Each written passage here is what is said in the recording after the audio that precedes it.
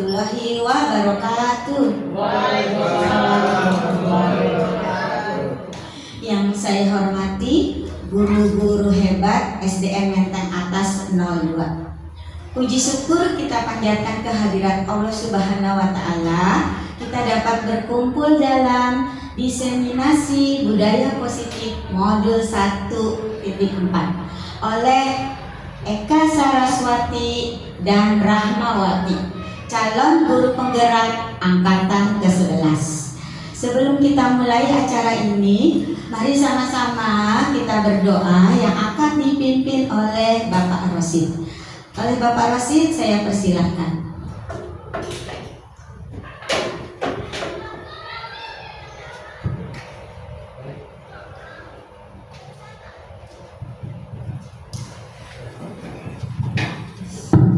Baik, terima kasih Ibu Elmin. Baik.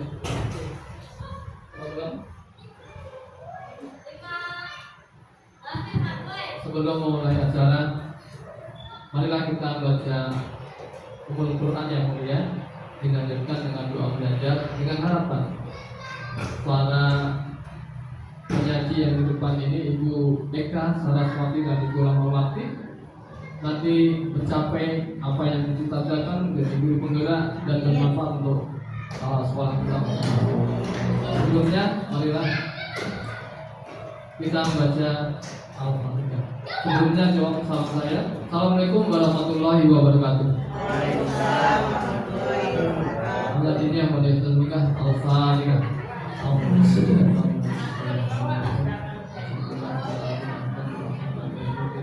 Ya, amin.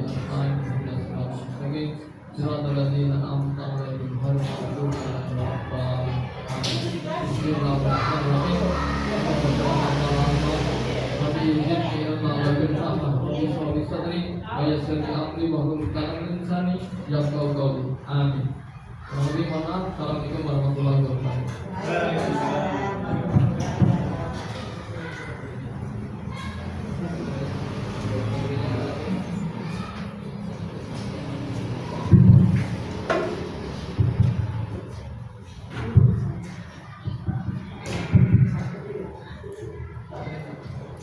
Terima kasih kepada Bapak Rosid yang sudah membuka dengan doa.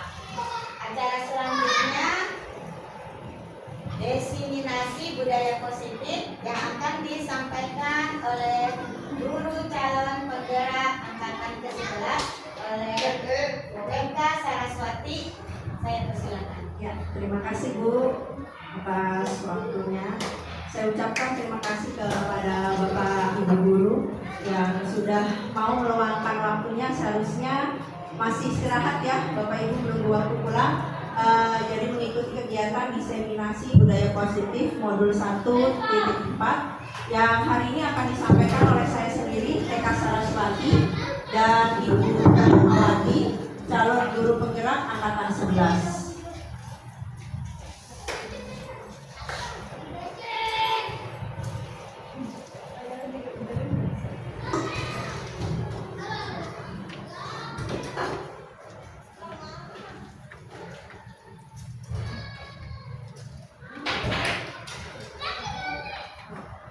Ya, hari ini saya akan menyampaikan budaya positif yang merupakan perwujudan dari nilai-nilai atau keyakinan universal yang diterapkan di sekolah. Budaya positif dapat mendorong murid untuk mampu berpikir, bertindak, dan menciptakan sebagai proses memerdekakan dirinya sehingga murid mampu mandiri, menjadi pribadi yang kritis, penuh hormat, dan bertanggung jawab. Jadi diharapkan murid-murid di sekolah kita memiliki nilai-nilai kebajikan, nilai luhur untuk diterapkan di sekolahnya. Selanjutnya Bu, hari ini saya dan Bu Rahma akan menjelaskan konsep inti budaya positif terdiri dari beberapa bagian. Bagian yang akan saya jelaskan perubahan paradigma, yang kedua disiplin positif, yang ketiga motivasi perilaku manusia. Selanjutnya kebutuhan dasar manusia, posisi kontrol guru, keyakinan kelas, dan terakhir segitiga restitusi yang akan dilanjutkan nantinya oleh Ibu Rahma.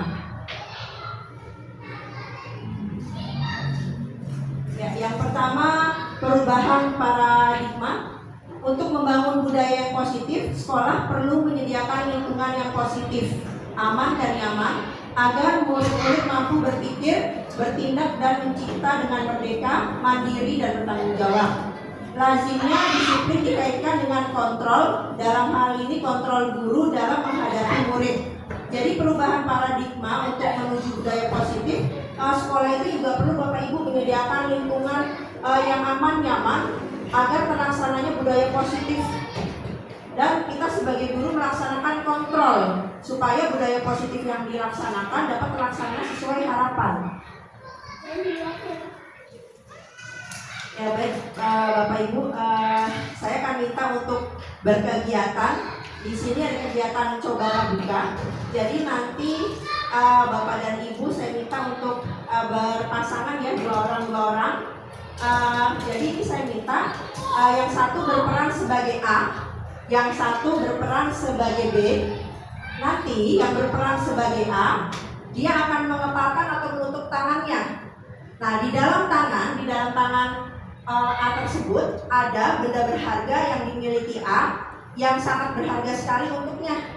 Nah, nanti pihak B atau orang B ini mencoba membujuk atau meminta A untuk membuka kepalan tangannya. Nah, apakah A mau untuk membuka kepalan tangan tersebut atau tidak? Nanti silakan secara bergantian. Jadi nanti Bapak atau Ibu, misalkan yang pertama sudah berperan sebagai A, nanti bertukar dengan temannya, Ibu jadi B, nah Bapak jadi A. Nah, nanti selama 30 detik nanti silakan Bapak dan Ibu mempraktekkan, dan nanti akan saya berikan kertas untuk menulis atau menjawab pertanyaan. Yang pertama, apakah Anda atau B membuka kepalan tangan Anda? Mengapa? Apa alasan Anda atau B membuka kepalan tangan Anda? Yang kedua, apakah Anda atau B menutup kepalan tangan Anda? Mengapa? Apa alasan Anda atau B tetap menutup kepalan tangan Anda? Pertanyaan yang ketiga, dalam kegiatan ini sesungguhnya siapa yang memegang kendali atau kontrol untuk membuka atau menutup kepalan tangan? Bagaimana Bapak Ibu? Apa ada yang mau ditanyakan sebelum kita mulai? Nanti akan saya berikan kertas untuk menjawab pertanyaan di depan. Bagaimana? Saya bagikan langsung ya? Iya.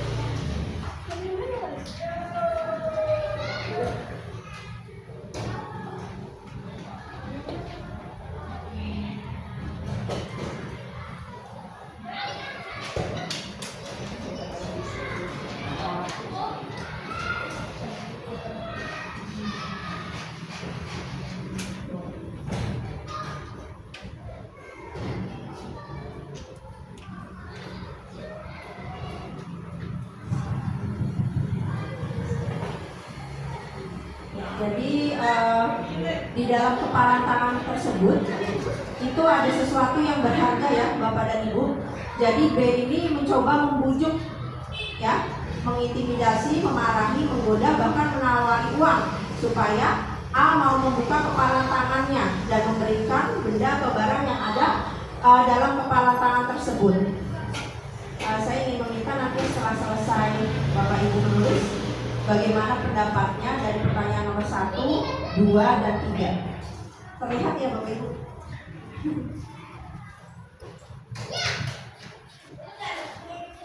Langsung kita jawab?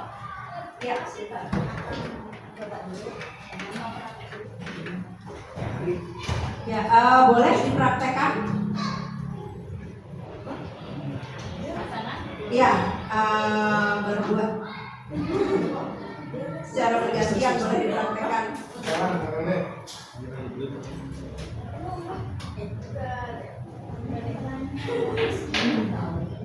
Kalian juga.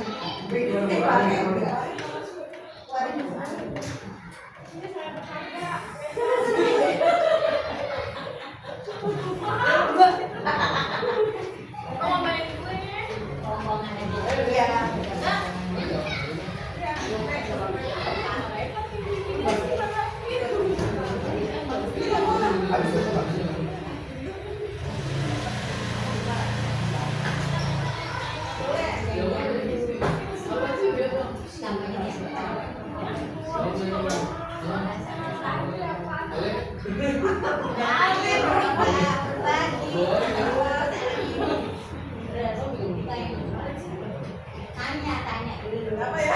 Itu tadi kita sama-sama berbagi.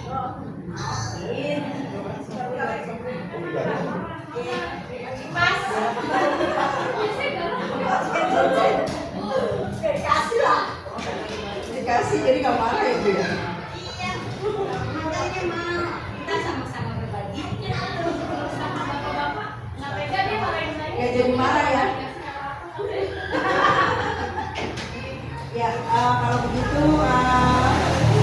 karena sudah dicoba ya Bu ya, saya ingin menanyakan pertanyaan yang pertama, apakah Anda atau B membuka kepala tangan Anda? Ya. Tidak. Ya, saya coba minta pendapat Ibu. Alhamdulillah saya dengan rekan saya A dan B sama-sama membuka. Karena Alasannya apa Bu? alasannya karena kita sudah ada kesepakatan untuk saling berbagi. Oh, jadi walaupun itu sesuatu yang berharga tetap harus dibagi ya Bu ya? Saling berbagi. Oh iya, luar biasa.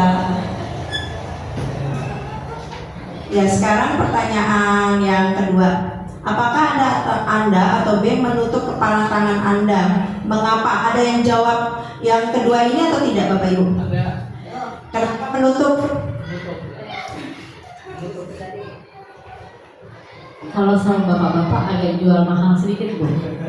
Nah, udah gitu nggak dipaksa, katanya ya udah kalau nggak apa-apa nggak usah, nggak apa-apa kalau nggak mau dibuka gitu. Saya bilang nggak ada intimidasi atau marah-marah enggak, nggak mau nggak apa-apa. Gak ada dimarahin, gak ada yang tinggal. Jadi tetap ditutup terus ya? Gak mau dibuka, gak mau dikasih lihat. Karena enggak, Kenapa tuh Bu alasannya Bu? karena mungkin saya kurang percaya sama bapak-bapak ya. Kalau pasangannya ibu-ibu dibuka kali ya? Mungkin begitu. Jadi tadi Ibu karena ingin berbagi, yang pertama ya jawabannya. Terus yang kedua jawaban Ibu karena tadi tidak ada pemaksaan padahal ya, tapi tetap tidak ingin membuka saja, berarti tidak ingin berbagi saja. Nah sekarang yang ketiga, dalam kegiatan ini sesungguhnya siapa yang memegang kendali atau kontrol untuk membuka atau menutup kepalan tangan? Nah saya minta pendapat Bapak.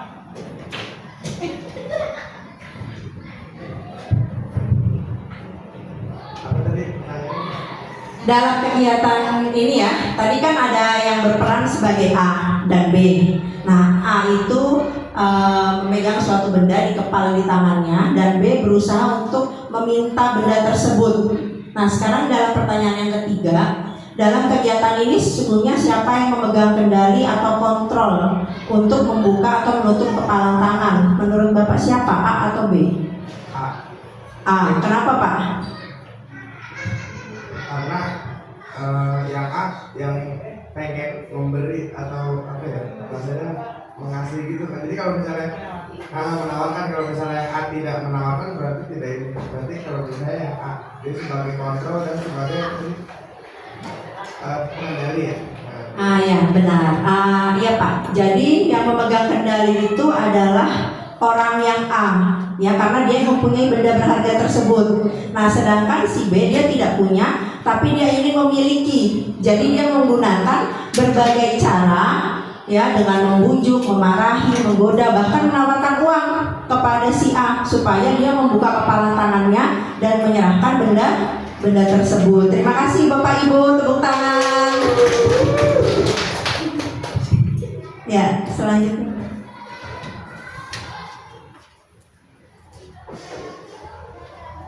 Selanjutnya kita akan masuk ke materi menurut KHD itu Ki Hajar Dewantara ya Bapak Ibu.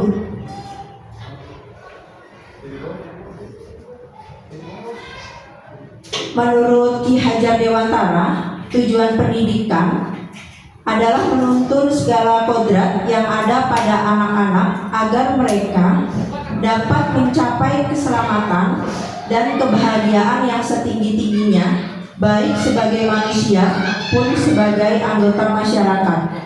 Oleh sebab itu, pendidik hanya dapat menuntun tumbuh atau hidupnya kekuatan kodrat yang ada pada anak-anak agar dapat memperbaiki lakunya, bukan dasarnya, hidup dan tumbuhnya kekuatan kodrat anak. Jadi maksudnya dari Ki Hajar Dewantara itu anak-anak diharapkan dapat mengikuti pembelajaran dengan cara yang bahagia dan sesuai dengan keinginannya dia.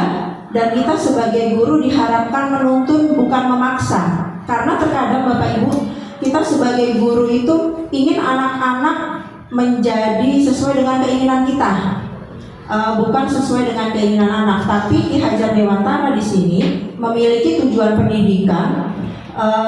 Dia ingin anak-anak itu belajar di dalam sekolah. Mereka dapat menggali minat, bakat, potensinya sesuai keinginan mereka. Jadi supaya mereka belajar di kelas atau di sekolah itu merasa bahagia, nyaman ya. Jadi mereka dapat berprestasi di sekolah. Tujuan dari pendidikan menurut KHD seperti itu Bapak dan Ibu. Dan supaya anak-anak juga dapat memperbaiki lakunya, itu maksudnya perilakunya sesuai dengan tuntunan dari gurunya. Begitu Bapak dan Ibu. Selanjutnya, nah ini berhubungan dengan yang tadi ya Bapak dan Ibu ya, yang sudah kita coba praktekkan dan saya minta pendapat dari Bapak dan Ibu. Bahwa tadi ada permainan antara A dan B. A mengepalkan tangannya, jadi di sini kita sendiri yang memegang kontrol atas kepala tangan kita. Jadi kalau kita berperan sebagai A, berarti kita yang memegang kekuasaan atas kepala tangan kita. Apakah kita ingin membuka kepala tersebut atau tidak, itu kembali kepada diri kita. Saat hal itu terjadi, menurut kita baiknya apakah kita buka untuk berbagi dengan orang lain, atau baiknya memang tetap kita simpan menjadi milik kita. Itu kembali kepada diri kita dan kondisi kita saat itu. Yang dimaksudkan permainan tadi seperti itu ya Bapak dan Ibu.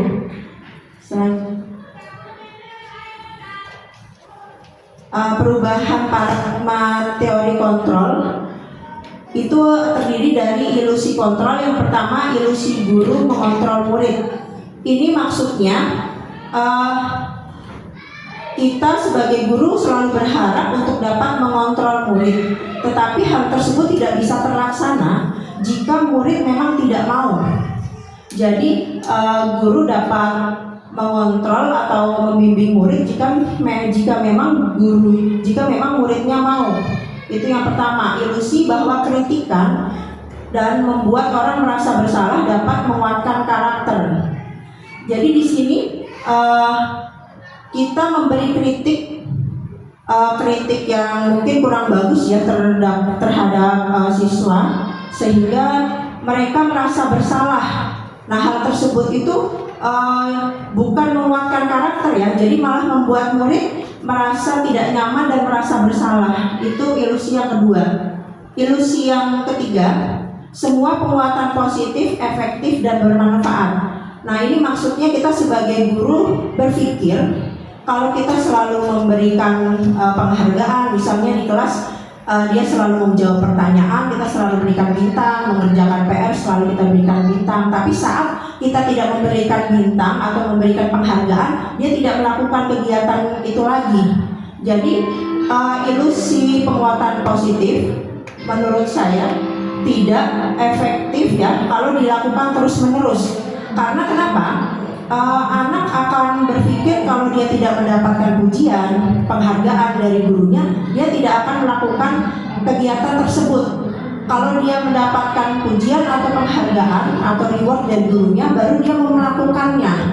Nah, ini yang ketiga, yang terakhir, ilusi orang dewasa memiliki hak untuk memaksa. Nah, ini maksudnya guru, kita sebagai orang dewasa selalu berpikir apapun yang kita inginkan harus terlaksana atau diikuti anak tersebut, memaksakan kehendak kita. Nah, hal ini tentunya tidak selalu hal yang bersifat memaksakan itu baik untuk kondisi anak. Terkadang kita tidak perlu memaksa tapi memakai pendekatan lain, itu malah anak lebih nurut dengan kita ya Bapak Ibu ya. Nah, seperti itu. Selanjutnya,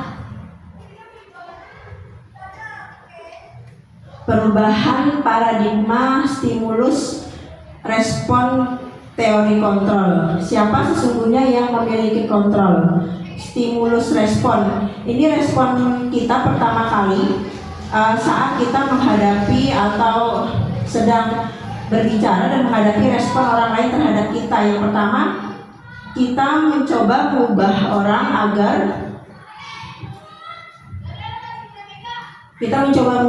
agar berpandangan sama dengan kita.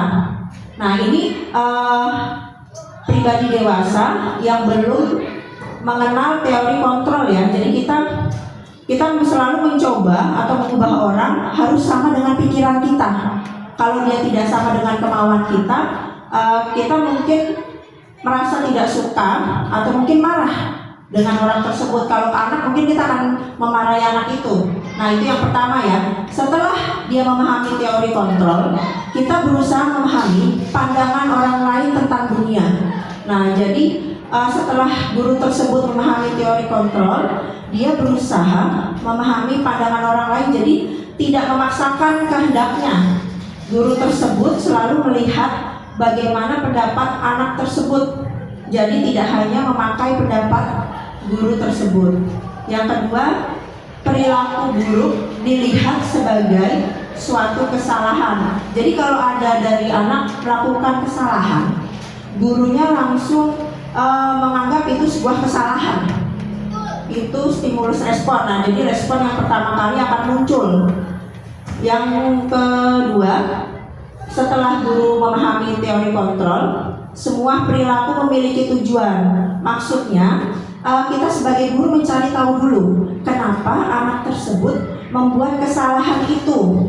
Barangkali dia tidak sengaja, atau mungkin karena memang temannya yang memulai duluan. Nah, jadi kita harus mencari tahu Bapak Ibu ya penyebabnya.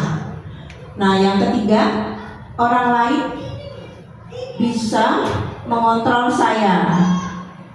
Maksudnya di sini kita selalu berusaha sebagai pribadi dewasa itu untuk mengontrol orang lain ya, supaya semua sikapnya, mungkin perilaku seharinya itu sesuai dengan kemauan kita. Nah, yang sebelahnya, hanya Anda yang bisa mengontrol diri Anda.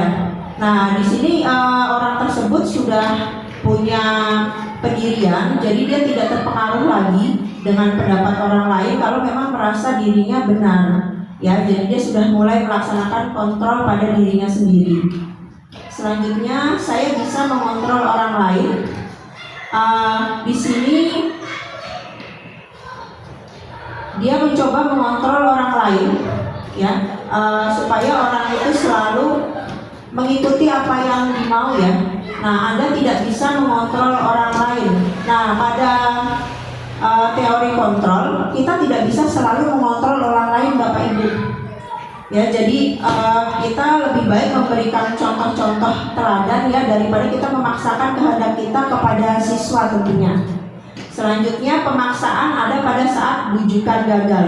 Jadi kalau misalkan kita membujuk anak, nah saat itu bujukan kita gagal dan anak masih mengulangi terus-menerus kesalahan yang sama, kita jadi melakukan pemaksaan. Nah, ini langkah awal yang diambil guru memahami teori kontrol. Nah, sesudah guru memahami teori kontrol, guru tersebut melakukan kolaborasi dan konsensus menciptakan pilihan-pilihan baru. Jadi guru mencari solusi Bapak Ibu, ya, bukan melakukan pemaksaan ya. Begitu bunyikannya gagal. Jadi guru tersebut mungkin ada masalah yang tidak terselesaikan, mungkin berkonsultasi, berkolaborasi dengan kepala sekolah, rekan sejawat, bahkan mungkin berkolaborasi dengan wali murid ya, untuk mencari akar permasalahan dan menyelesaikannya. Jadi ada pilihan baru tanpa melakukan pemaksaan. Nah, itu yang dimaksud. Terus yang terakhir, model berpikir menang atau kalah. Di sini maksudnya, jadi berpikir kalau misalkan apa yang kita paksakan sudah berhasil, kita berpikir itu kita sudah menang. Tapi kalau misalkan tidak, kita berpikir sudah kalah. Nah, itu kalau yang sebelum mengenal teori kontrol.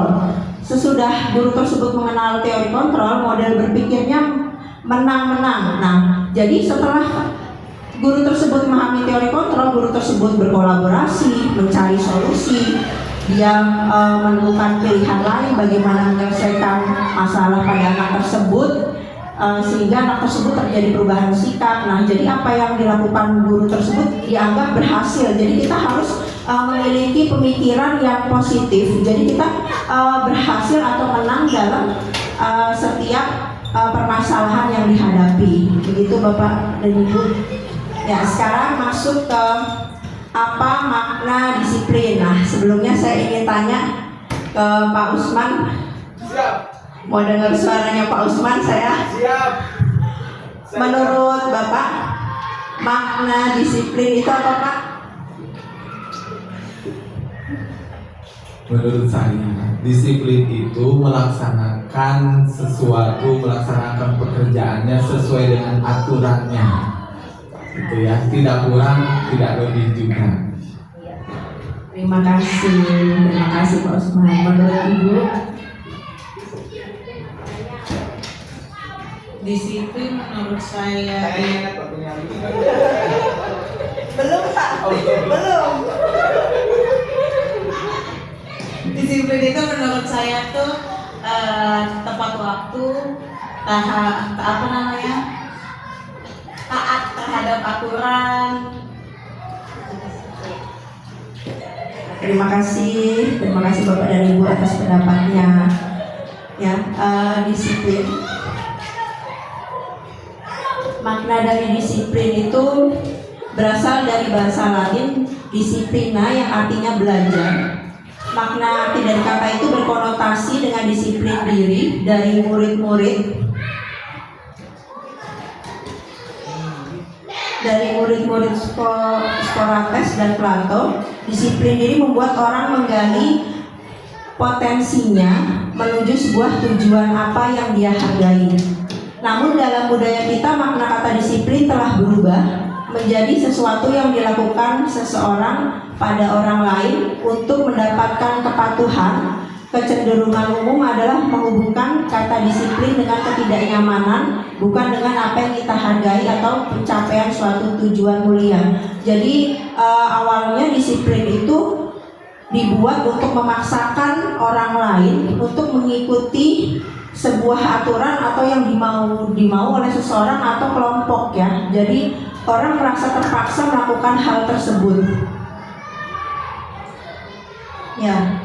Nah, di sini arti disiplin yang kedua, kemampuan memerintahkan diri sendiri dalam mengontrol dan menguasai diri untuk memilih tindakan yang mengacu pada nilai-nilai yang kita hargai dengan penuh tanggung jawab tanpa terperintah orang lain. Kalau disiplin yang ini sudah timbul kesadaran dari orang itu sendiri ya. Jadi dia melaksanakan sesuatu sudah sesuai aturan dari dalam dirinya tanpa intervensi atau paksaan dari orang lain.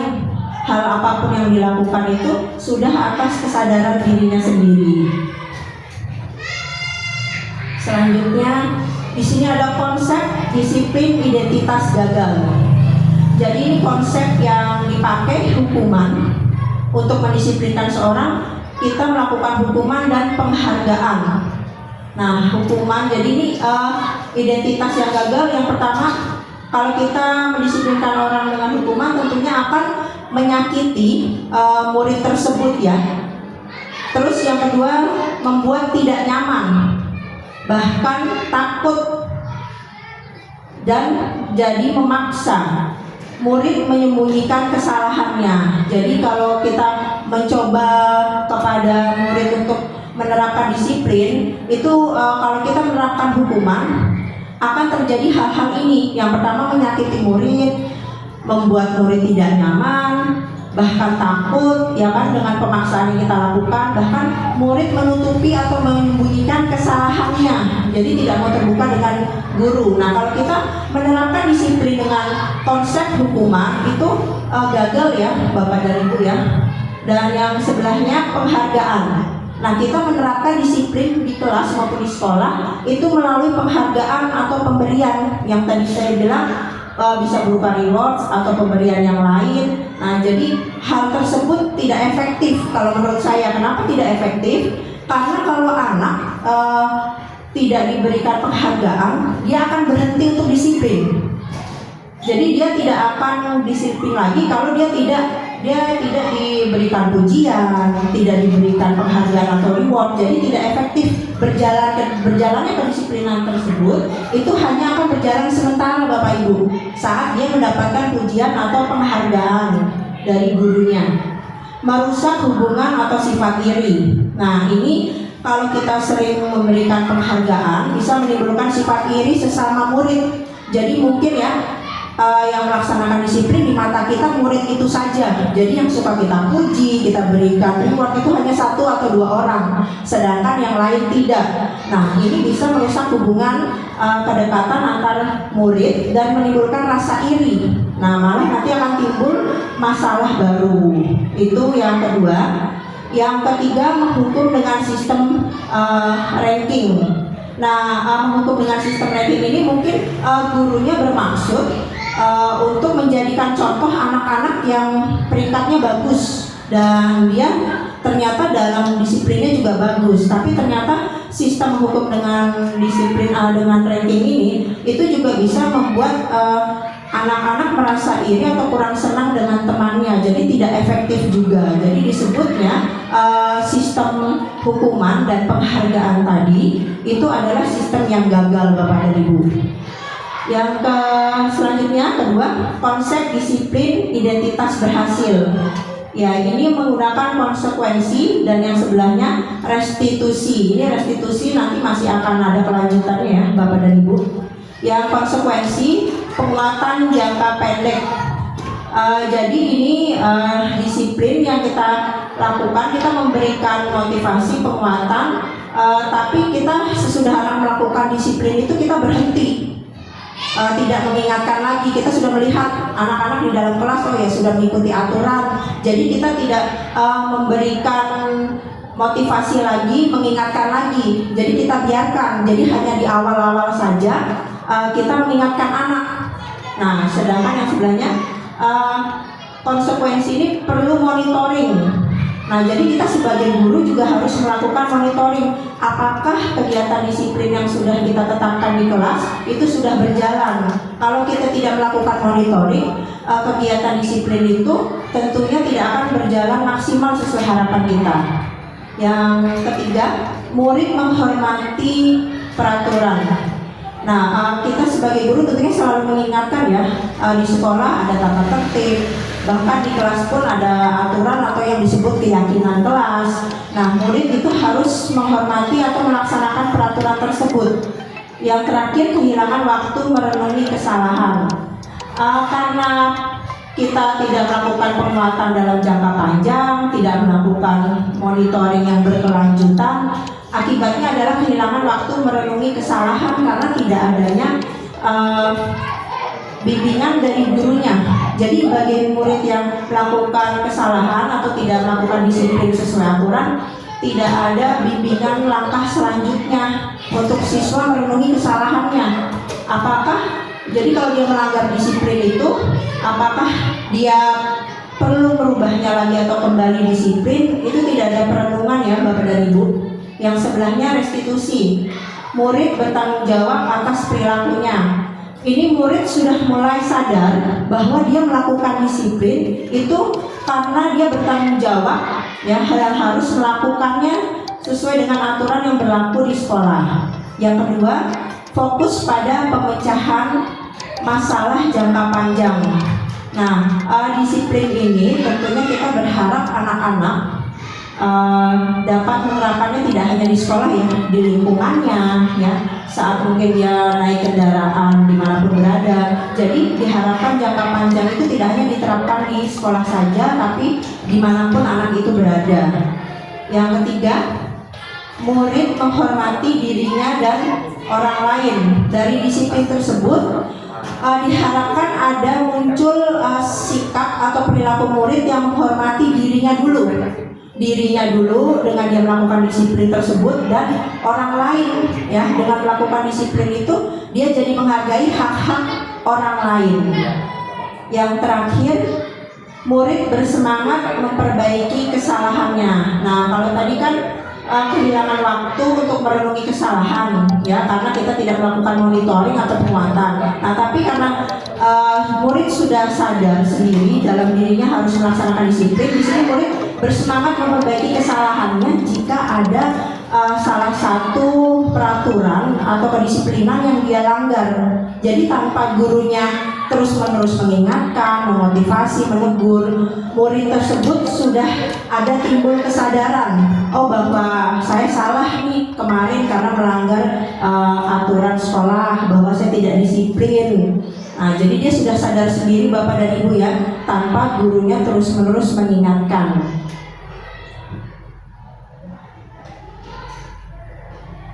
Maksud dari nilai-nilai yang kita hargai adalah nilai-nilai kebajikan atau sifat-sifat positif manusia yang merupakan tujuan mulia yang ingin dicapai setiap individu. Nah, ini maksudnya tentunya kita selain mengajarkan pengetahuan kepada anak-anak, diharapkan anak-anak memiliki nilai kebajikan atau nilai positif.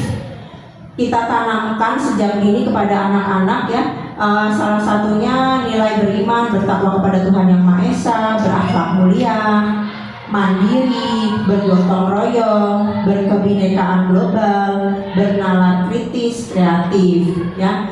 Nilai kebajikan ini dicapai setiap anak ya, itu sesuai dengan profil pelajar Pancasila. Jadi diharapkan anak-anak jika menerapkan nilai-nilai ini, dia dapat menerapkan profil pelajar Pancasila dan menjadi manusia yang tidak hanya pintar dalam bidang pengetahuan, tapi memiliki etika, sopan santun yang baik, baik di sekolah maupun di lingkungan masyarakat.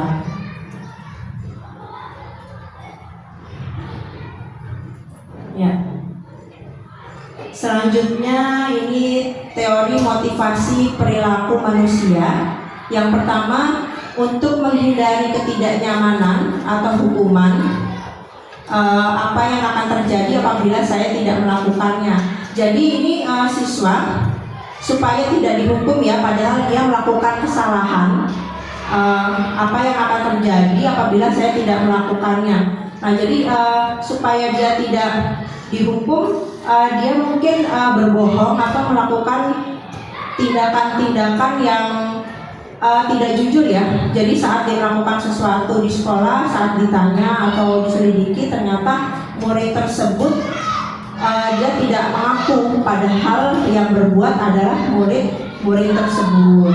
Di situ termasuk motivasi eksternal. Yang kedua, untuk mendapatkan imbalan dari orang lain atau institusi. Apa yang akan saya dapatkan apabila saya melakukannya? Nah, di sini jadi dia setiap melakukan sesuatu, kembali tadi kita seperti yang disiplin ya.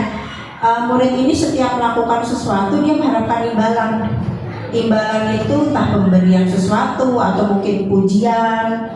Ya, jadi sebelum dia melakukan sesuatu, dia itu mengharapkan dulu, ini nanti saya bakalan dipuji oleh Bapak Ibu guru. Nanti saya bakalan diberi sesuatu nih, nanti saya akan dapat bintang dari Bapak Ibu guru, seperti itu. Jadi kalau tidak mendapatkan itu, dia tidak akan melakukan sifat atau karakter positif atau disiplin ya, yang nomor 2. Jadi itu motivasi eksternal atau dari luar ya. Jadi dia mengharapkan sesuatu dulu dari luar, nah baru dia mau melakukannya. Itu yang nomor 2. Yang nomor 3, untuk menghargai diri sendiri, saya akan menjadi orang yang seperti apa bila saya melakukannya. Nah, di sini murid sudah mulai memahami ya bahwa motivasi itu harus dari dalam diri, kesadaran atau motivasi harus dari dalam dirinya. Untuk disiplin, di sini murid sudah sadar segala sesuatu yang baik atau harus dilakukan itu harus kesadaran sendiri tanpa mengharapkan imbalan atau diingatkan oleh orang lain. Nah, di sini berarti motivasi internal ya Bapak Ibu sudah masuk ke diri murid itu sendiri. Tujuannya untuk disiplin positif. Ini ya Bapak Ibu. Bagian saya nanti ini untuk kasus akan dilanjutkan saat restitusi. Dari penjelasan saya yang di awal sampai motivasi, apakah ada pertanyaan Bapak Ibu?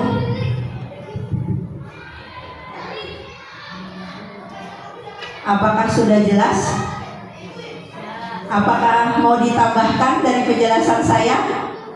Pak Usman mau menambahkan? Gak apa-apa Pak menambahkan. Jadi kita sharing ya di sini. Saya berbagi mungkin penjelasan saya masih ada yang kurang atau mungkin bagaimana ada yang kurang pas atau apa. Jadi bisa ditambahkan oleh Bapak dan Ibu. Jadi supaya semakin lengkap penjelasan saya. Ada yang mau menambahkan? Cukup, iya. Baik kalau begitu untuk kasus nanti akan dijelaskan setelah masuk ke bagian restitusi. Terima kasih Bapak Ibu. Selanjutnya penjelasannya akan dilanjutkan oleh Ibu Rahma. Kita masuk ke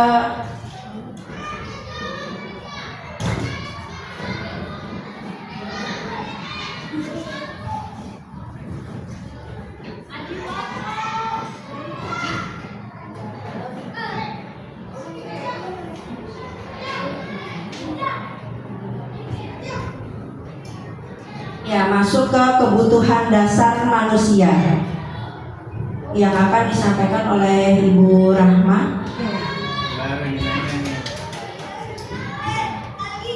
Ya, kebutuhan dasar manusia. Kebutuhan dasar manusia ada 5. Sorry ya sebentar.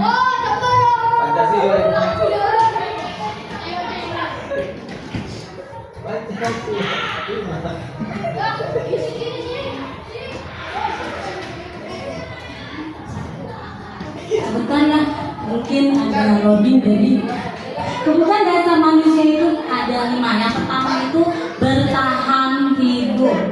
Yang kedua kebutuhan kasih sayang.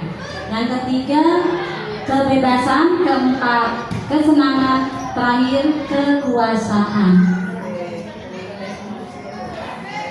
Jadi kayak bertahan hidup itu misalkan kebutuhan fisiologis berupa fisik, makan, sandang, pangan, kesehatan, itu termasuk kebutuhan hidup. Pasti semuanya ada itu. Kalau nggak begitu, jadi kita tidak hidup.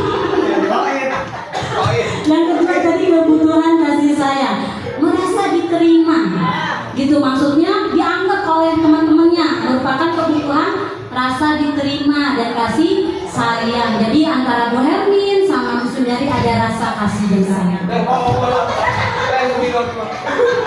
Yang ketiga kebebasan, yaitu bebas menentukan pilihan saya sendiri, bebas. Saya maunya kemana nih arahnya, mau ke Bu Ana apa ke Pak Ari itu. Jadi kebebasan anak-anak. Lanjut, di situ kesenangan, suka bercanda. Misalkan kita lagi menerangkan, gitu. Anak kan pasti ada pengen gitu senang ceria gitu kan. Itu namanya kesenangan. Terus penguasaan, mereka bisa kalau misalkan istilahnya dia mau menguasai kayak gitu kan. Ya contoh kita kasusnya kebutuhan dasar manusia. Ibu Amber guru kelas 2A di SD Pelita Hati. sedang bingung menghadapi pula salah satu murid di kelasnya, namanya Doni. Di sini namanya bukan Ari ya. Beberapa anak di kelas 2 telah datang padanya dan mengeluh. Doni yang seringkali meminta bekal makan siang mereka dengan paksa. Jika Anda menghadapi situasi seperti Ibu Ambar, apa yang akan Anda lakukan? Menurut Anda kira-kira apa alasan Doni melakukan hal itu? Ya, jadi di sini misalkan Doninya menjawab seperti ini. Ibu, saya tidak bawa bekal, saya lapar. Berarti apa? Itu kelas 1. Saya lapar. Itu dia kebutuhan apa itu yang belum dipenuhi? Berarti dia kebutuhan bertahan hidup. Ya, tepuk tangan buat semuanya. Lanjut, misalkan. Kayak stand up deh. Ya, lagi tadi ya, udah bawa bekal. Terus dia bilang, Bu, tadi saya ngambil mie terus tiap hari, bosen Bu. Mama saya siapinnya mie terus. Itu apa kebutuhan apa jadinya? Kebutuhan apa?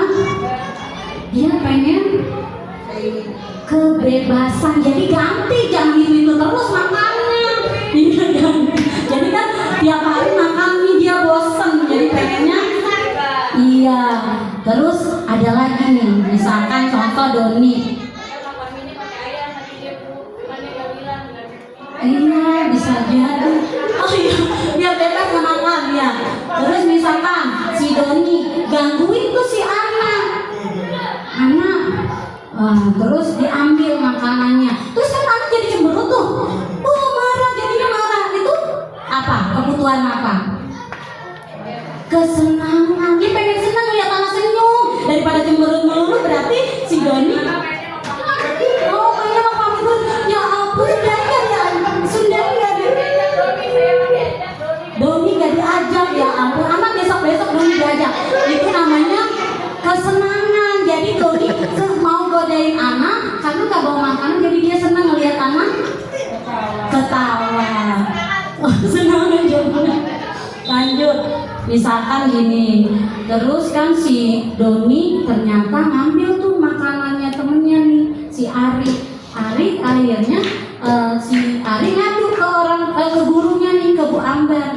Udah gitu jadinya Bu Ambar telepon si orang tuanya si Doni. Akhirnya datang tuh. Doni ngerasa senang di situ. Berarti dia kebutuhannya ingin diperhatikan, dua-duanya perhatiannya senyum gitu. Jadi di situ ada kebutuhan kasih sayang. Nah, perlu nggak itu Pak Usman? Kira-kira si Doni rumahnya di mana?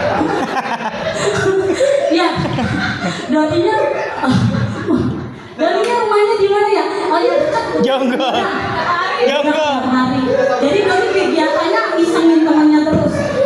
Terus kalau penguasaan di sini, coba kita lihat penguasaan. Jadi penguasaan kayak gini ternyata contohnya. Jadi dia itu ngambilin punya temennya, gitu kan? Dia pengen berkuasa nih. Enggak Bu, aku nggak mencuri. Sebenarnya dia pengen ngerasain gitu. Oh jadi kalau kita berkuasa itu seperti ini. Tapi nanti akan diberikan pengetahuan kalau itu tidak boleh. Tapi penguasaan berarti kebutuhan si Doni penguasaan. Semuanya itu tadi Doni, ada kasih sayang, ada terus Preman. kasih sayang, terus kebebasan, terus ada 5 ya, udah semua contohnya tadi ya. Ya lanjut. Kita ke Siap Bu Guru. ya lanjut yang kedua. Dina seorang anak kelas 3 SD begitu tiba di rumah sepulang dari sekolah menangis dan mengadu pada ibunya bahwa dia benci pada Ibu Rani gurunya. Menurut Anda, kebutuhan apa yang berusaha dipenuhi oleh Dinda? Jika jawabannya seperti ini, bila Anda berada dalam posisi Ibu Rani dan mendengar informasi dari ibunya Dinda tentang perasaan Dinda hari itu, apa yang akan Anda lakukan pada Dinda besok ketika Dinda masuk sekolah agar kebutuhan Dinda terpenuhi? Lanjut. Di sini disuruh jawab. Ya, ini ada jawaban Dinda. Ya, kebutuhannya tinggal yang tadi ada 5 kebutuhan. Kita jawab sama-sama. Ibu guru bilang aku tidak boleh bersenandung sewaktu mengerjakan tugas. Katanya kelas harus tenang, tidak ada suara. Kan gak seru jadinya.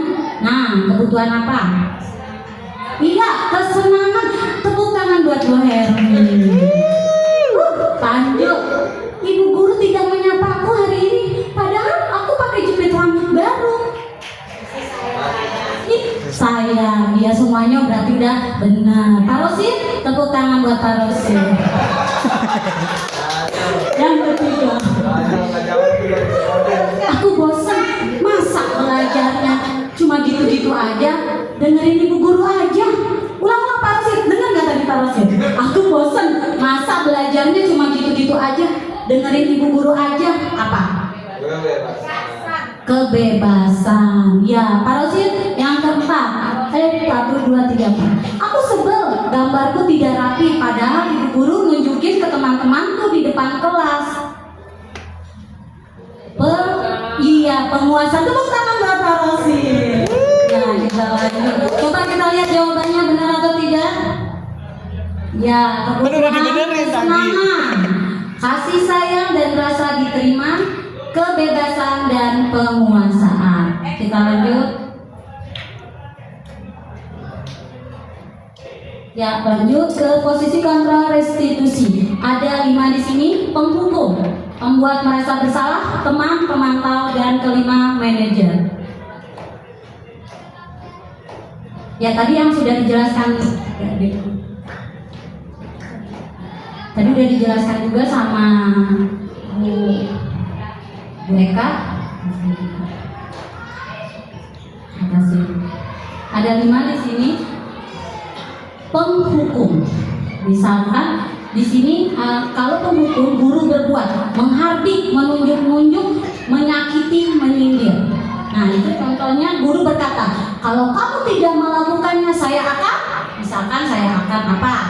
Lanjut Bu.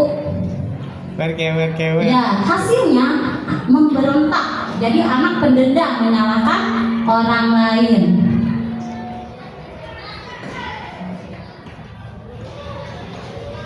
Pembuat orang merasa bersalah. Guru berbuat, berceramah, menunjukkan kekecewaan mendalam. Guru berkata, kamu sudah mengecewakan ibu atau bapak. Hasilnya menyembunyikan, menyangkal atau berbohong. Terus lanjut yang ketiga, di situ teman. Jadi guru berbuat, membuatkan alasan-alasan untuk murid-muridnya. Gurunya berkata, lakukan untuk bapak dan ibu, ya sudah nanti bapak ibu bantu bereskan. Itu kayak seperti teman gitu ya. Nah, terus hasilnya jadi anak itu ketergantungan.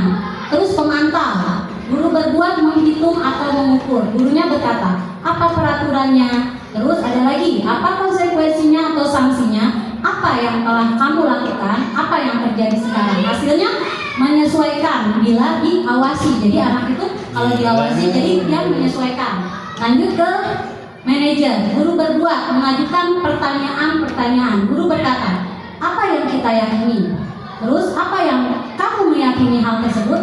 Kalau kamu meyakinnya, kamu memperbaikinya. Kalau kami memperbaikinya, jadi kira-kira hal tersebut akan menggambarkan apa tentang dirimu. Itu hasilnya akan menguatkan watak atau karakter anak. Pernyataan yang tadi ya. Jadi siapa yang mengatakan? Tadi ada 5 posisi kontrol. Perhatikan Pak Rosin. Orang lagi diem. Posisi kontrol ada 5: penghukum, pembuat merasa bersalah, teman, pemantau, dan manajer. Ya, kita dari yang pertanyaan pertama. Saya kecewa sekali dengan kamu.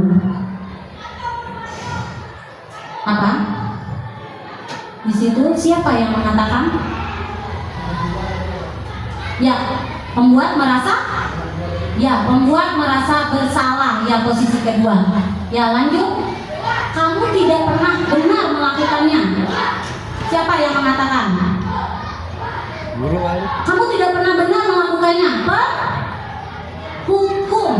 Kamu tidak pernah merasa benar. Kamu tidak pernah benar melakukannya. Ya udah, ibaratnya dia menghukum hukum gitu kan. Nomor 3, ayolah lakukan demi saya ya. Ayolah lakukan demi saya. Pasti tahu ini parasit. Nah, teman, betul. Bagaimana kamu bisa menyelesaikan masalah ini? Bagaimana? Yang tadi, yang terakhir. Bagaimana? Ya, manajer, tepuk tangan buat Pak Usman. Ternyata Pak Usman konsentrasi. Kamu selalu yang paling terakhir. Ya, tepuk tangan buat Lois, penghukuman. Kamu tidak akan mendapatkan bintang bila tidak menyelesaikan tugas ini ya. Apa? Kamu tidak akan mendapatkan bintang bila tidak menyelesaikan tugas ini ya. Dia dapat bintang pemantau. Ya, pemantau. Kalau kecuali tidak dapat bintang dia, ya. Berapa kali sih saya sudah mengatakan kepada kamu? Pembuat merasa bersalah. Ingat bukan apa yang telah saya lakukan untuk kamu? Ingat bukan parasit? Konsentrasi parasit. Ingat bukan apa yang telah saya lakukan untuk kamu? Teman, iya ingat bukan yang telah aku lakukan untuk kamu? Aduh, saya sudah melakukan apapun untuk Kuswinari, masa lupa? Itu teman. Ya, kamu tidak akan pernah berhasil dalam kehidupan ini. Ya, penghukum Bu Ana, tepuk tangan buat Bu Ana. Iya, kamu tidak akan pernah berhasil dalam kehidupan ini. Lanjut, apa rencanamu untuk menyelesaikan ini? Iya, manajer, berarti semuanya bisa. Tepuk tangan buat kita semuanya. Ya, kita lihat jawabannya. Saya kecewa sekali dengan kamu, membuat merasa bersalah. Penghukum, teman, manajer, penghukum, pemantau, membuat merasa bersalah. Tadi ya, baru sedingat. Yang ini, ingat bukan apa yang telah saya lakukan untuk kamu itu teman, ya, bukan penghukum. Ingat, kan dibedakan. Nah, apa rencanamu untuk menyelesaikan ini? Baru terakhir manajer. Ya, lanjut. Keyakinan kelas. Pembentukan keyakinan kelas ini, yang pertama itu keyakinan kelas berupa pernyataan-pernyataan universal. Dua, pernyataan keyakinan kelas senantiasa dibuat dalam bentuk positif. Keyakinan kelas tidak terlalu banyak sehingga mudah diingat dan dipahami oleh semua warga kelas. Keempat, keyakinan kelas sebaiknya sesuatu yang dapat diterapkan di lingkungan tersebut. 5, semua warga kelas hendaknya ikut berkontribusi dalam pembuatan keyakinan kelas lewat kegiatan curah pendapat. Ya, ini waktu di kelas ya ada pembentukan keyakinan kelas.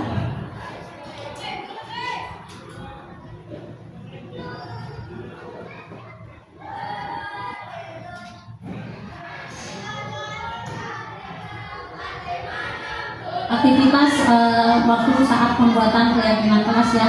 Di sini jadi kita di sini itu awalnya tidak, peraturannya ibaratnya katanya tidak positif, tapi kita membuatnya menjadi positif. Seperti contoh ini ya. Ini saat waktu kita ada 10 pertama itu peraturan. Ini tidak positif katanya. Misalkan dilarang tidur saat pelajaran. Jadi kita menjadi positif, hadir penuh saat pelajaran. Ya, kita rubah menjadi kalimat positif. Yang kedua, tidak terlambat datang ke kelas. Jadi kita datang ke kelas tepat waktu. Terima kasih Pak Ramadan. 3, tidak mengotori kelas. Kita ganti di sini harus menjaga kebersihan kelas. 4, tidak terlambat mengumpulkan tugas. 4, mengumpulkan tugas tepat waktu. 5, tidak kita di sini tidak bawa HP ya, anak kelas 3. Jadi lanjut ke tidak merusak fasilitas kelas. Menjaga fasilitas kelas. 7, dilarang menggunakan aksesoris yang berlebihan. Jadi di sini menggunakan aksesoris seperlunya. Jadi kita buat kalimat positif dan tidak banyak. Kita buatnya hanya 10. Lanjut ke restitusi. Restitusi ini nanti berdua ya. Restitusi adalah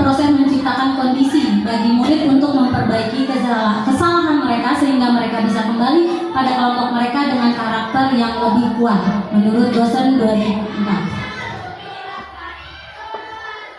Ciri-ciri restitusi yang pertama, restitusi bukan untuk menembus kesalahan, namun untuk belajar dari kesalahan.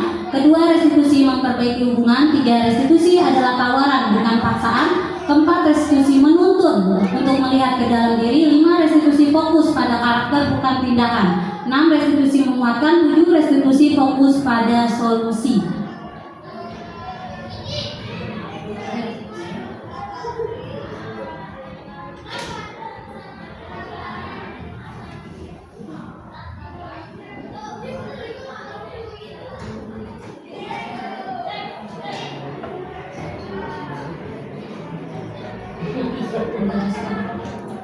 Ya, agak belum ya.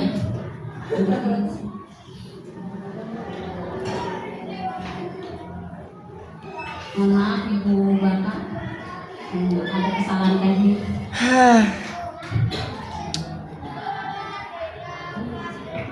Sengaja itu.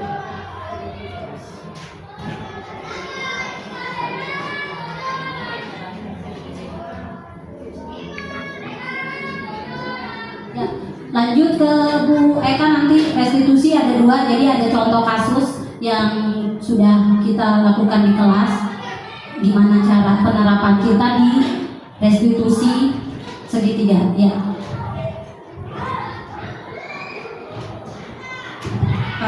Tadi gambarnya kurang jelas ya Bapak dan Ibu. Itu maksudnya ada 3 bagian. Yang pertama menstabilkan identitas, yang kedua validasi tindakan, yang ketiga menanyakan keyakinan. Jadi ini di sekolah saya ada kasus, ada 2 kasus. Kasus yang pertama, jadi kita harus melakukan sedikit 3 restitusi untuk mencari solusi pada kasus tersebut. Ya, jadi stabilitas identitas itu kita menstabilkan kondisi anak. Jadi kita memberitahu anak bahwa pastinya setiap orang itu pernah melakukan kesalahan, dan validasi tindakan itu kita mengingatkan kembali anak. Tentunya anak tersebut pasti punya alasan ya kenapa melakukan pelanggaran tersebut. Yang ketiga, menanyakan keyakinan. Nah, kita saat di kelas tentunya sudah membuat keyakinan kelas. Nah, kita mengingatkan lagi jika anak tersebut melakukan kesalahan, kita ingatkan lagi dari kesalahan yang dia perbuat apakah sudah melanggar keyakinan kelas yang kita buat. Nah, selanjutnya masuk ke kasus pertama. Ini siswa saya sering datang terlambat, jadi dia tidak hanya sekali Bapak Ibu ya. Hafizah, siswa perempuan kelas 4 di SDN Menteng Atas 05. Jadi setiap temannya sudah masuk kelas, sudah mau belajar, Hafizah ini sering sekali baru datang. Nah, jadi setiap temannya sudah belajar, saya sedang menerangkan, anak ini baru datang ke kelas.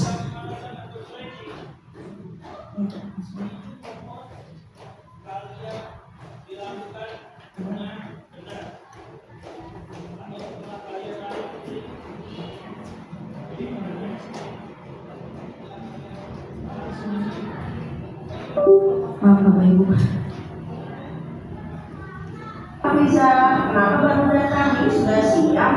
Ibu sering mendapatkan laporan bahwa Hafizah sedikit terlambat. Apakah benar seperti itu? Lalu sudah berapa kali? Benar, saya terlambat sudah 5 kali. Menurut Hafizah saat terlambat merupakan salah atau bukan? Menurut saya itu sebuah kesalahan, Bu. Ya, setiap manusia pastinya memiliki kesalahan, tapi kita harus tahu caranya memperbaiki kesalahan tersebut. Setuju? Baik, sekarang kita akan mencari solusinya supaya bisa tidak terlambat lagi, betul? Kenapa bisa sering terlambat dan apa alasannya? Karena saya sering begadang di rumah ini, Bu. Ternyata karena sering begadang dan bermain game, apakah bisa tahu keyakinan kelas yang sudah dibuat dan disepakati? Jadi keyakinan apa yang bisa lambat? Menurut Hafizah disiplin itu penting atau tidak? Karena kita jadi menghargai waktu. Saya sangat menyesal karena sudah terlambat. Baik, sekarang aku sudah tahu bahwa disiplin itu sangat penting sekali untuk menghargai waktu. Sekarang apa yang kamu lakukan untuk memperbaiki kesalahan kamu agar tidak terlambat lagi? Begadang pastinya tidak mengulangi lagi ya. Tentunya Ibu sudah tahu solusinya. Ibu harap Kak Nisa menjadi pribadi yang lebih baik lagi. Ibu harap tidak sering terlambat dan lebih disiplin lagi. Kalau begitu, silakan Kak Nisa sekarang kembali ke tempat duduknya. Terima kasih banyak. Ya, ini kasus yang pertama Bapak Ibu. Jadi anak tersebut sering terlambat. Nah, kita sebagai guru harus melakukan segitiga restitusi ya. Jadi kita pertama-tama menstabilkan identitas, tidak langsung memarahi saat dia datang, tapi kita mengingatkan dulu tentunya semua orang pernah melakukan kesalahan. Jadi kita tidak langsung menghukum siswa tersebut dan kita melakukan validasi tindakan dengan cara menanyakan alasannya kenapa sering sekali Hafizah ini terlambat. Setelah ditanya tadi jawabannya dia sering bergadang dan main game ya. Jadi kita harus mencari solusi supaya Hafizah ini tidak terlambat lagi, mungkin dengan mengurangi bermain game dan tidak bergadang atau tidur tepat waktu. Tadi di dalam video ini saya juga menanyakan keyakinan kelas apa yang sudah dia langgar. Nah, tadi Hafizah menyebutkan keyakinan kelas disiplin. Nah, jadi di sini kita harus menanyakan kepada anak keyakinan apa yang dia langgar sesuai dengan kesepakatan yang sudah dibuat di kelas. Jadi dalam kasus ini saya sudah menerapkan segitiga restitusi.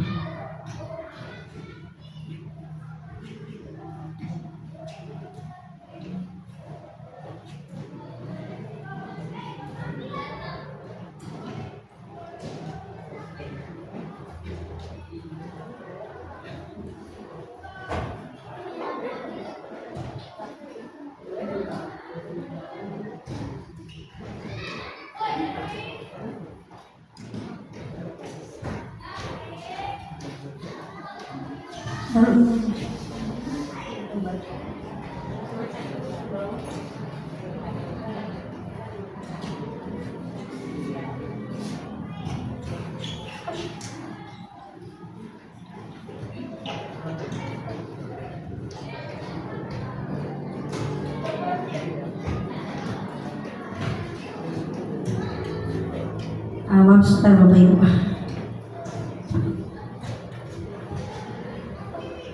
Ya Bapak Ibu, kita semua berdua sama tadi ya untuk ini ya Bapak Ibu, murid sering datang terlambat ke sekolah. Nah, ini saya mau tanyakan, apakah Bapak dan Ibu ada yang pernah mengalami hal yang sama dengan kasus tersebut? Apakah ada? Ada. Yang ingin saya tanyakan, bimbingan atau langkah apa yang Bapak Ibu lakukan supaya terjadi perubahan pada murid tersebut? Saya minta pendapat Ibu. Bimbingannya bagaimana? Terima kasih, izin menjawab Ibu Eka sebagai narasumber ya. Kebetulan saya ada 2 siswa, tapi tahun kemarin yang memang sering datang terlambat. Di awalnya saya bertemu dia itu kelas 5, ketemu lagi di kelas 6. Ternyata di kelas 4 itu malah salah satu dari mereka itu 1 tahun hampir tidak masuk. Sebelumnya saya bertanya dulu, apa yang menyebabkan dia tidak masuk, sering tidak masuk, bertanyanya kepada orang tua yang lain. Banyaklah info yang masuk ke saya. Kemudian di kelas saya perlakukan dia sama seperti anak-anak yang lain dan tidak seperti anak yang tidak melakukan kesalahan apapun. Itu awalnya. Sambil dia mulai dekat dengan saya, baru saya tanya kenapa suka terlambat, dari mulut dia sendiri. Akhirnya sama seperti yang Ibu lakukan tadi, benar nggak itu lagi yang kamu lakukan? Caranya bagaimana supaya kamu? Akhirnya dia menjawab sendiri. Dan alhamdulillah sih pelan-pelan dia datang. Di kelas 5 ada sedikit kosong. Nah di kelas 6 hampir setiap hari dia selalu ada. Hanya tinggal 1 lagi yang memang benar-benar itu perhatian dari orang tua ya. Orang tuanya nggak ada yang bangunin dia. Jadi kesiangan. Tapi kalau kehadiran setiap hari hadir. Hanya 1 itu yang datangnya kesiangan setengah 8, jam 7. Ya alhamdulillah termasuk ya bersyukur juga gitu. Makanya saya sebagai guru, saya merasa ini ilmu bagus karena disiplin itu ternyata bukan tepat waktu. Ternyata disiplin itu kita bisa menghargai diri kita, jadi orang lain bisa menghargai kita. Bahwa melihat kita itu, oh dia sudah menjadi pribadi yang bisa mengatur dirinya sendiri. Dari sini ya, ternyata kata-kata disiplin yang kita anggap selama ini itu salah. Dan itu perlu ada di guru. Kita tidak melihat anak-anak, oh ini anaknya jelek, yang ini bagus. Kalau saya ingin melihat semua anak-anak yang buruk akan menjadi baik. Insya Allah di tangan kita gitu ya. Mudah-mudahan siapapun kelas yang kita terima, bagaimana buruknya kelas yang kita terima, mudah-mudahan di tangan kita anak-anak ini bisa menjadi anak yang baik, gitu ya. Itu yang saya harapkan. Itu aja kali ya. Makasih Bu Sundari. Ya, luar biasa Bu Sundari ya. Tentunya sebagai guru kita harus memberikan motivasi maupun bimbingan ya. Sebelum kita mungkin kita jangan langsung memarahi anak, karena pasti anak tersebut melakukan kesalahan atau pelanggaran, tentunya ada alasannya. Jadi kita memperkuat dahulu, menanyakan alasan, baru kita mengingatkan peraturan yang sudah disepakati bersama. Jadi timbul kesadaran dari diri anak tersebut. Nah, jadi pelan-pelan anak tersebut akan berpikir sendiri nih bagaimana caranya supaya saya tidak datang terlambat lagi ke sekolah. Jadi dia bisa berpikir atau mencari solusi ya. Walaupun mungkin kadang-kadang anak SD itu masih butuh bimbingan orang tuanya. Kasus yang kedua, di sekolah saya ada siswa, salah satu siswa yang suka membuang sampah sembarangan. Namanya Syahra, murid kelas 4. Saya ini suka mendapatkan laporan dari beberapa temannya kalau Syahra ini suka membuang sampah sembarangan, dan saya meminta dia untuk menemui saya ya setelah pulang sekolah.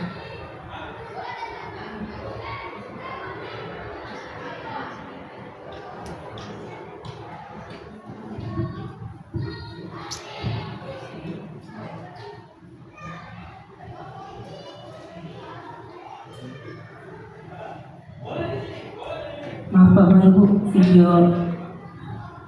Nah, ya. Ini kasus yang kedua ya Bapak Ibu. Mudah-mudahan videonya bisa. Tadi mereka mendapatkan lapor orang membuang sampah sembarangan di dalam kelas, apakah betul? Ya, menurut saya apakah tindakan itu baik atau tidak? Menurut saya apakah tindakan itu termasuk kesalahan atau bukan? Kesalahan Bu. Maksud tentunya sering melakukan kesalahan. Tentunya bagaimana cara kita berbaik kesalahan tersebut adalah yang terpenting dengan bertanggung jawab. Ya, mari kita cari solusinya bersama. Sekarang gue mau bertanya, apa yang membuat cara melakukan kesalahan tersebut? Karena sudah menjadi kebiasaan. Karena kebiasaan, menurut saya kita sudah membuat keyakinan kelas. Keyakinan kelas apa yang sudah dilanggar oleh siapa? Sudah kosong di sini kelas Bu. Menurut saya tidak. Baik, berarti Sarah sudah tahu ya isinya kebersihan kelas untuk memperbaiki sikap Sarah yang tidak baik. Tadi langkah apa yang Sarah lakukan? Akan mengambil keluar dan membuang sampah pada tempatnya Bu. Oke, baik, tindakanmu sudah bagus dan juga kedepannya Ibu harap apa yang kamu ucapkan dapat kamu terapkan sehingga kamu tidak membuang sampah sembarangan lagi di dalam kelas dan di sekolah. Baik, terus saya menjadi ya, itu ya Bapak Ibu ya, sekilas videonya karena mati-mati terus. Jadi kasus yang kedua, anak ini sering membuang sampah sembarangan. Saya memanggil anak tersebut untuk memastikan dahulu ya, tidak langsung memarahinya. Jadi saya menanyakan apa benar yang saya dengar, karena saya tidak melihat langsung. Jadi pada kasus ini saya hanya mendapatkan laporan dari teman-temannya. Ya, beberapa anak datang, Bu Eka, Syahra selalu membuang sampah sembarangan Bu, padahal di kelas sudah ada tempat sampah.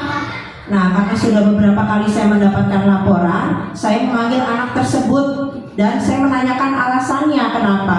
Ternyata alasannya adalah karena dia terbiasa ya Bapak Ibu, di rumahnya itu membuang sampahnya sembarangan dan terbawa sampai di sekolah.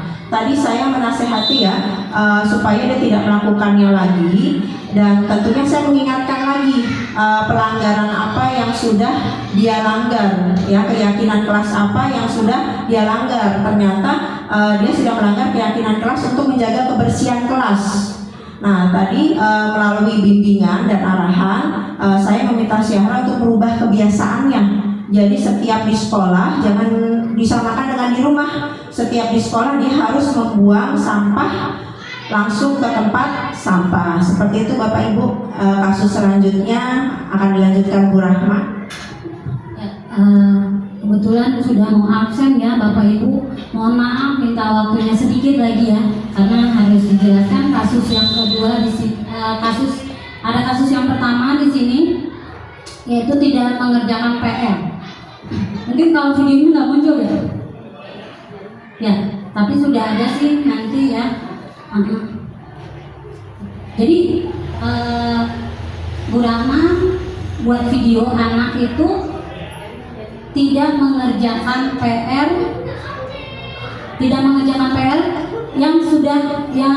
yang harusnya dia kerjakan. Jadi di sini tindakan Bu Rahma di situ mendekati anak tersebut ya, dan menanyakan alasannya kenapa dia tidak mengerjakan PR. Pasti ada alasannya. Ternyata Restu di sini tidak mengerjakan PR, dia ketiduran tidak mengerjakan PR, tapi dengan Restu tidak kesiangan. Tapi Bu Rahma tanya lagi gitu, tapi tidak kesiangan kan datang ke sekolah? Tidak Bu, gitu, seperti itu. Jadi kita tidak anak itu tidak merasa bersalah atau dihakimi oleh seorang gurunya. Terus bagus, tidak terlambat, tapi dari kesalahan itu Restu sudah melanggar keyakinan kelas apa? Yaitu mengerjakan tugas tidak tepat waktu. Nah, guru di sini Restu mengerjakan tepat waktu penting atau tidak Ibu Bapak? Penting. Jadi di situ dijelaskan lagi pentingnya apa, gitu kan? Nah, terus untuk kedepannya apa? Untuk punya tanggung jawab, disiplin, ya. Mungkin ada contoh lain dari Bapak Ibu kasus yang dimana pernah Ibu alami anak itu tidak mengerjakan PR. Bu Rahma minta sama Bu Hermin, dipersilakan Bu Hermin.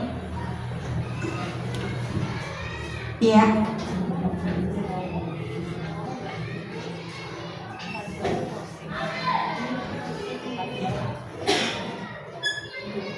Nah, kasus pertama ya, tidak mengerjakan tugas atau PR. Restu adalah siswa kelas 3 SD Menteng Atas 02. Saat ibu guru masuk kelas, Restu terlihat kebingungan dan sibuk mengerjakan sesuatu. Lalu ibu guru menghampirinya. Ternyata Restu belum mengerjakan PR yang seharusnya akan dinilai sebentar lagi. Ya. Untuk masalah ini, guru akan menanyakan terlebih dahulu. Apa sebabnya Restu tidak mengerjakan PR-nya di rumah?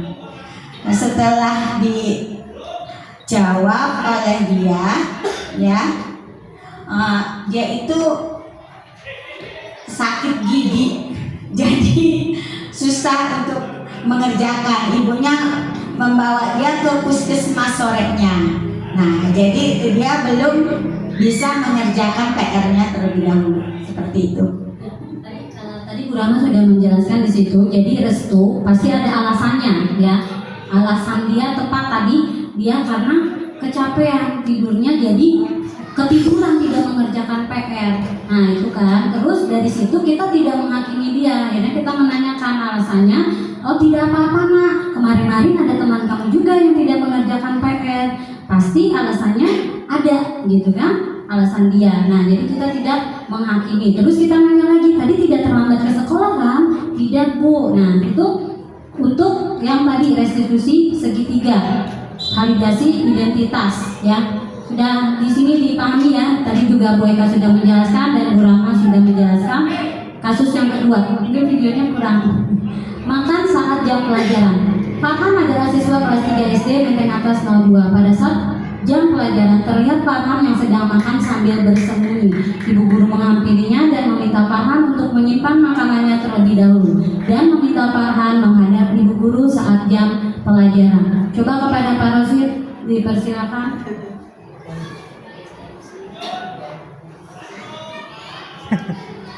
Ngantuk padahal. Ngantuk. Iya nak siapa?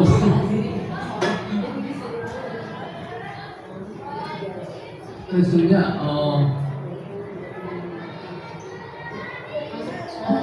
Ya maksudnya gini Pak, tadi kan sudah banyak contoh dari Bu Rahma dan Bu Eka gitu, restitusi segitiga restitusi. Yang tadi 3 tadi itu seperti apa? Udah kita berikan contoh. Sekarang dari Pak Rosid seperti apa kasus ini untuk dijadikan segitiga restitusi.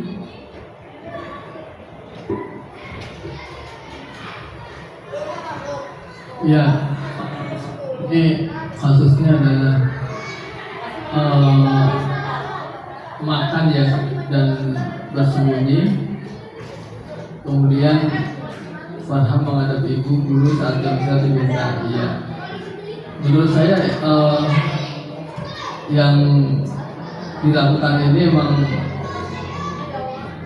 menyalahi kesepakatan kelas atau tidak. Dipanggil terlebih dahulu, kemudian dikonfirmasi kenapa dia melakukan hal itu. Kemudian jika hal ini memang sudah menjadi kesepakatan kelas yang sudah dibuat di awal, berarti kita cari solusinya untuk memperbaiki ya. Dan kalau di saya, Kira-kira keyakinan kelas apa yang dilanggar sama Farhan? dalam hal ini kesepakatannya tadi kan setiap kelas itu membuat kesepakatan berbeda-beda. Ya tergantung siswa kita kelas berapa. Ya yang jelas di sini kenyamanan dalam belajar terganggu karena yang lain merasa iri karena boleh makan, yang lainnya enggak. Jadi tidak satu tim ya menurut saya, tidak kedisiplinan juga bisa di sini karena kedisiplinan anak itu kan tidak bisa. Ibu Bapak apalagi kedisiplinan terus? Disiplin anak, Ya, disiplin. Kemudian menurut saya untuk kedepannya gimana Pak? untuk kedepannya berarti dicarikan solusi untuk hal seperti ini. Tidak harus bersembunyi, tetapi seluruh teman-temannya itu terlibat. Jadi kalau makan ya diperbolehkan makan seruan gitu ya. Tidak masing-masing seperti itu, karena tidak ada unsur keseragaman dan kasih sayang atau menurut saya istimewa lah gitu. Nggak boleh ada anak yang istimewa dalam kelas, yang lainnya tidak boleh, sedangkan dia diperbolehkan. Menurut saya itu tidak berlaku. Ya, tepuk tangan buat Pak Rosid. Terima kasih kepada teman-teman. Jadi di sini Farhan menghadapi guru saat jam pelajaran yang tadi kita sudah mengikuti segitiga restitusi, yang dimana anak itu boleh makan, tapi ada waktunya gitu, ada saatnya. Tapi karena dia lapar, jadi karena dia belum sarapan, ya. Demikian yang kita sampaikan. Mungkin ada tambahan dari teman-teman.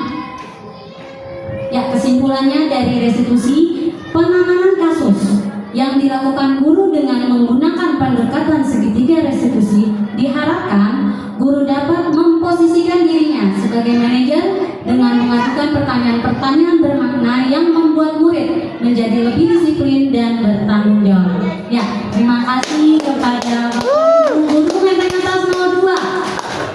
Oba, yes. Guru 02 unik. Oh ya, guru 02 unik. Tunggu, inovatif, Kolaborasi. Ya, seperti yang kita lakukan kolaborasi. Terima kasih kepada Bapak Ibu Guru.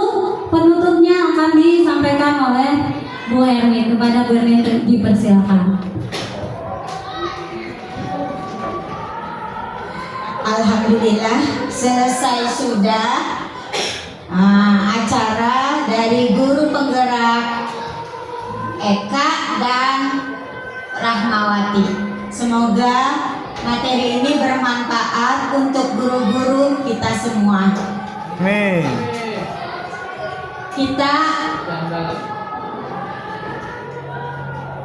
ya, itulah ya. Dalam di sini sebagai diseminasi budaya positif oleh Eka Saraswati dan Rahmawati, alhamdulillah sudah sudah diberi materi, semoga bermanfaat untuk kita semua. Kita ucapkan selesai sudah, kita ucapkan hamdalah, alhamdulillahirabbil alamin. Tepuk tangan untuk Bu Eka dan Ibu Rahmawati.